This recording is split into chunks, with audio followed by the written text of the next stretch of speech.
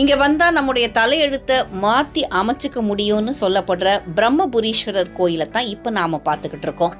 பழமையான கோயில்களை கூர்ந்து கவனிச்சா நமக்கு புலப்படாத பல அதிசயங்கள் அதுக்குள்ள ஒழிஞ்சிருக்கிறத நாம பார்க்க முடியும்.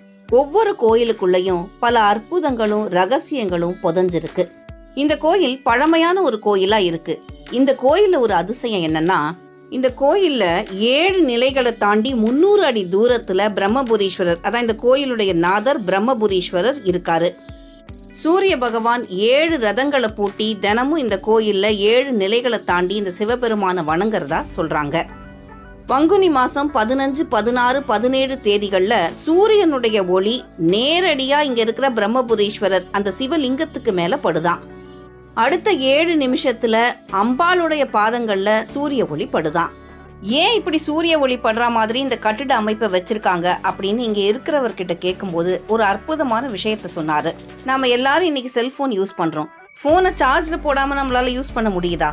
ஒரு நாள் சார்ஜ் போட்டா 24 மணி நேரமோ 36 மணி நேரமோ நம்ம போனை யூஸ் பண்றோம். அது மாதிரி வருஷத்துடைய 365 நாளும் ஒரு எனர்ஜி சோர்ஸா, ஆற்றலுடைய இருப்பிடமா இருக்கக்கூடிய இந்த கோயில் தனக்குத்தானே ஆற்றலை அதிகரிச்சுக்கிறதுக்காக இந்த 15, 16, 17 தேதிகள்ல சூரியனுடைய ஒளிக்கற்றைகள் சிவலிங்கத்துக்கு மேல படுறதுனால அதுக்கு கீழே பிரதிஷ்டை பண்ணிருக்கிற யந்திரங்களும் நவரத்தினங்களும் தன்னைத்தானே ஒளியூட்டிக்கிறதாவும் தனக்குத்தானே புதுப்பிச்சுக்கிறதாவும் ஆற்றல் அதிகரிக்கிறதாவும் சொன்னாங்க.